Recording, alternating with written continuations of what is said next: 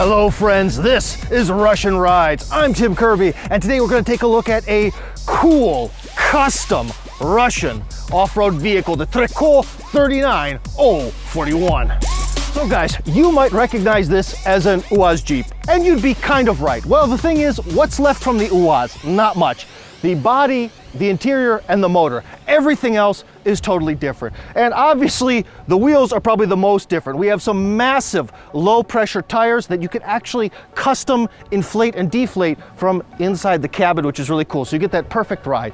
Now, one other thing you might be noticing is, Tim, this gas can's a little bit lame. Well, this gas can is not for the vehicle. It's actually to be used to heat the inside while you're in the middle of nowhere. So you can turn off the engine, not waste your gas, and stay nice and warm while you're ice fishing or hunting or something like that. And speaking of fuel, again, we have a third gas tank. Many Uazes have two gas tanks. This one, now that it's a Trekol, has a third, which is really awesome. And of course, you've got all the rigs for hooking it up to stuff and towing it and all that.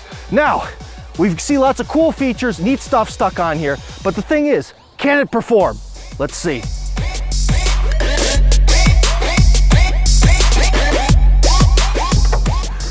Okay, so what's inside? Well, as you can see, we have a pretty Spartan standard Uaz interior, with a lot of little secrets. First off, there's a gauge over here for the tire pressure, which I mentioned, and a lever to control it, because at all times you've got to monitor how much air pressure you have in the tires. There's even a little chart up here to help you to understand how much pressure you should have in different situations. You can also see that there's two fuel gauges, one for the first two gas tanks and the other one for the third. And there's this mysterious red button over here where if you can't read Russian, you push it and you might be scared. Well, what did that just do? It turned on extra ventilation for the engine. Just like if you overclock your computer, you need more fans. Well, if you customize your truck, you might need to blow a little extra air in there. We have the selector switch for the different different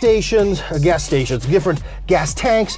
And yeah, we also have here the custom controls for the separate heating unit that is not connected to the engine in any way. So there's a lot going on here.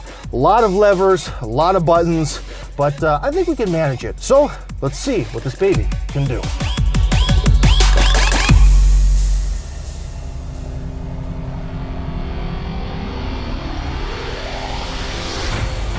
A true off-road vehicle's got to be able to tackle some hills. We started out on a 20-degree incline, which it handled with no problem.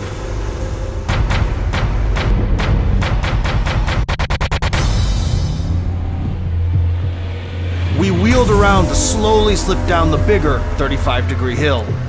Engine braking in first gear is key. Just let the motor fight gravity, not the brakes.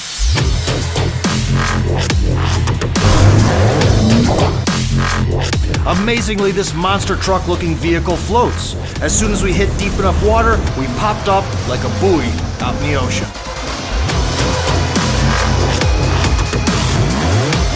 Yes, when you've got tires this big, it is easy to go through even the wettest muck. Oh, and did I forget to mention, I love my job.